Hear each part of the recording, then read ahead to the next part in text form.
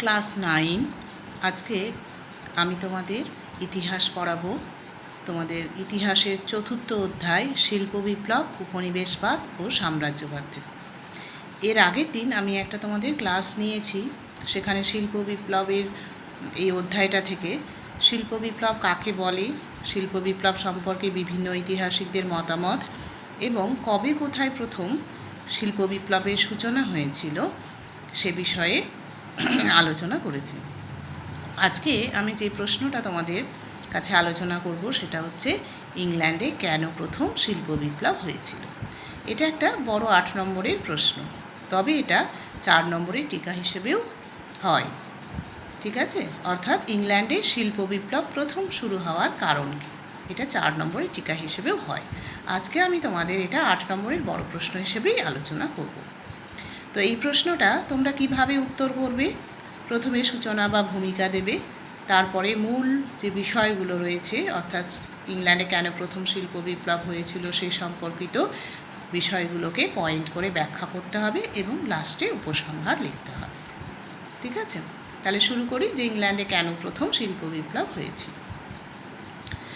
যে কোনো দেশের শিল্প সংগঠনের জন্য অর্থাৎ শিল্পের বিকাশ, উন্নতি বা অগ্রগতির জন্য সেই সমস্ত দেশে সামাজিক, রাজনৈতিক এবং অর্থনৈতিক ক্ষেত্রে একটা প্রস্তুতির প্রয়োজন হয় এবং এই প্রস্তুতি ইংল্যান্ডে ছিল বলে মনে করা হয়।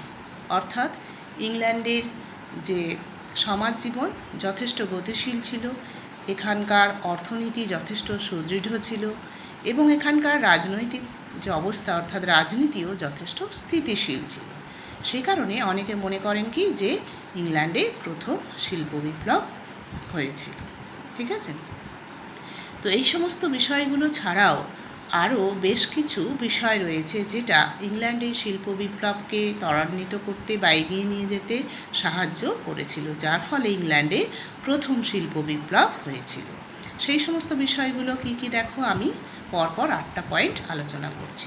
এক হচ্ছে অনুকূল প্রাকৃতিক পরিবেশ। ঠিক আছে, 2 নম্বর হচ্ছে কৃষির অগ্রগতি বা উন্নতি।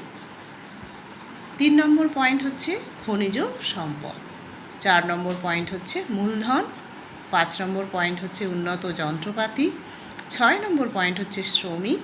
7 নম্বর হচ্ছে পরিবহন ব্যবস্থা বা পরিবহন ব্যবস্থার উন্নতি।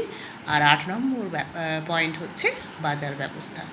তো এই বিষয়গুলো যে দেশে থাকে সেই দেশে শিল্পের ক্ষেত্রে দ্রুত প্রসার ঘটে। ঠিক আছে, তাহলে এই বিষয়গুলো এবার হচ্ছে পরপর আলোচনা করব। তাহলে দেখো, অনুকূল প্রাকৃতিক পরিবেশ অর্থাৎ ইংল্যান্ডের অনুকূল প্রাকৃতিক পরিবেশ। ইংল্যান্ড পড়তে গিয়ে আমরা দেখেছি, দেখো ম্যাপে দেখেছি যে ইংল্যান্ড হচ্ছে চারিদিক সমুদ্র বেষ্টিত, তাই তো? এবং এখানকার যে জলবায়ু দেখো, এটা হচ্ছে আর্দ্র এবং নাতিশীতোষ্ণ প্রকৃতির। এই জলবায়ু বস্ত্রশিল্পের বিকাশে যথেষ্ট সহায়ক ছিল। ঠিক আছে, এই আর্দ্র এবং নাতিশীতোষ্ণ জলবায়ু এখানকার মানুষকে পরিশ্রমী হতেও সাহায্য করেছিল। অর্থাৎ অনুকূল প্রাকৃতিক পরিবেশ ইংল্যান্ডের শিল্প বিপ্লবকে দ্রুত এগিয়ে নিয়ে যেতে বা ত্বরান্বিত করতে সাহায্য করেছিল। ঠিক আছে, এরপর দেখো কৃষির উন্নতি বা অগ্রগতি, অর্থাৎ ইংল্যান্ডে কৃষির উন্নতি বা অগ্রগতি। সপ্তদশ শতকের শেষের দিকে বা মাঝামাঝি সময়ে ইংল্যান্ডে কৃষিক্ষেত্রে একটা দারুণ পরিবর্তন এসেছিল। কৃষিক্ষেত্রে নানান রকম গবেষণা শুরু হয়েছিল এবং গবেষণার ফলে উচ্চ ফলনশীল বীজ, সার আবিষ্কার হয়েছিল। এছাড়াও লাঙলের পরিবর্তে ট্রাক্টরের আবিষ্কার হয়েছিল, যার ফলে কৃষিক্ষেত্রে একটা আমূল পরিবর্তন এসেছিল, অর্থাৎ উৎপাদন ব্যবস্থায় একটা আমূল পরিবর্তন এসেছিল। কৃষি উৎপাদনের ক্ষেত্রে দেখা গিয়েছিল কি যে কৃষিক্ষেত্রে প্রাচীন যে পদ্ধতি সেই পদ্ধতির পরিবর্তে আধুনিক পদ্ধতিতে চাষবাস শুরু হয়, যার ফলে কিন্তু যে ফসলের উৎপাদন অনেকটাই বেড়ে গিয়েছিল এবং গুণগত মানেরও পরিবর্তন ঘটেছিল।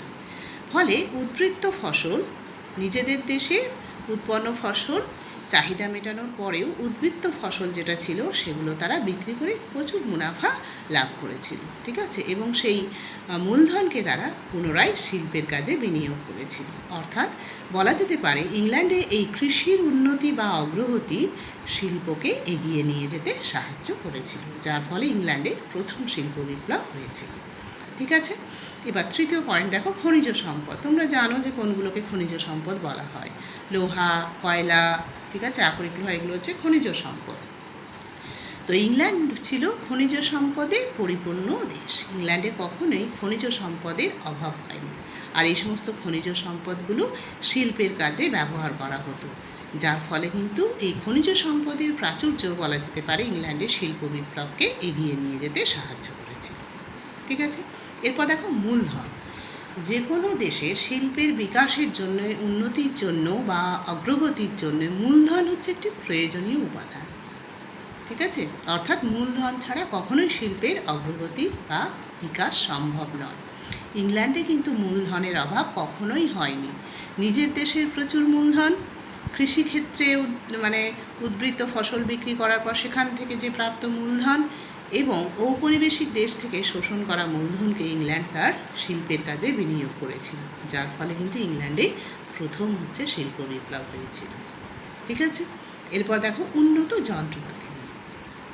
সপ্তদশ শতকের মাঝামাঝি সময়ে ইংল্যান্ডে নতুন নতুন যন্ত্রের আবিষ্কার হয়েছিল।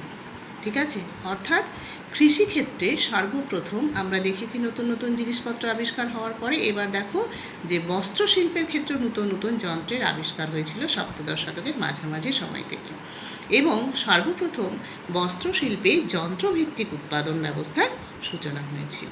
সেটা কি দেখো যে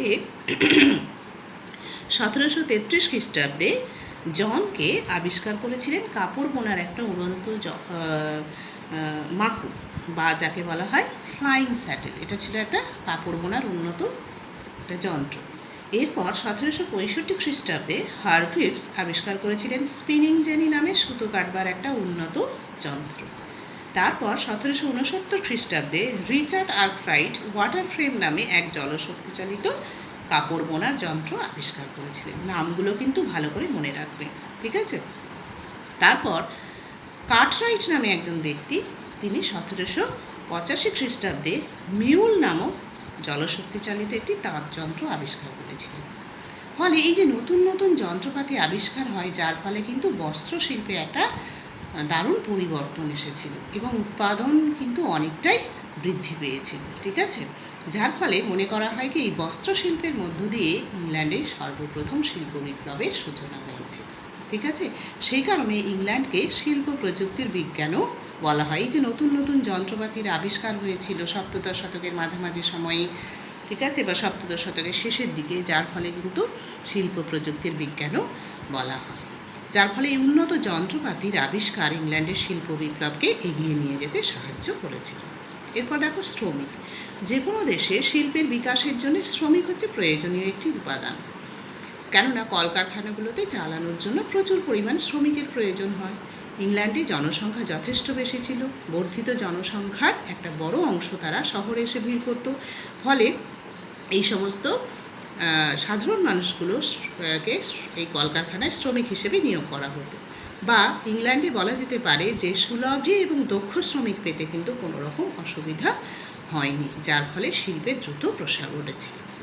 এরপর দেখো পরিবহন ব্যবস্থা বা পরিবহন ব্যবস্থার উন্নতি। ইংল্যান্ডের ম্যাপটা দেখতে গিয়ে আমরা দেখেছি যে ইংল্যান্ড জলবেষ্টিত বা সমুদ্রবেষ্টিত দেশ, ফলে সমুদ্রপথে এবং নদীপথে পালতোলা বড় বড় জাহাজ, নৌকার সাথে যোগাযোগ ব্যবস্থা দ্রুত প্রসার ঘটেছিল।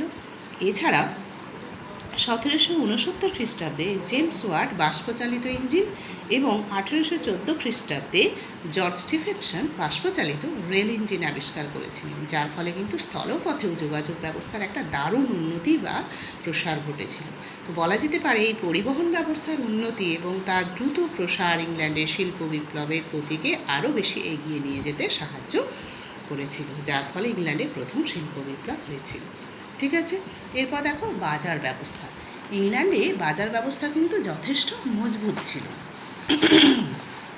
ইংল্যান্ডের বাজার ব্যবস্থা যথেষ্ট মজবুত ছিল, কেননা ইংল্যান্ডের উৎপাদিত পণ্যের একটা বড় চাহিদা কিন্তু নিজের দেশে ছিল।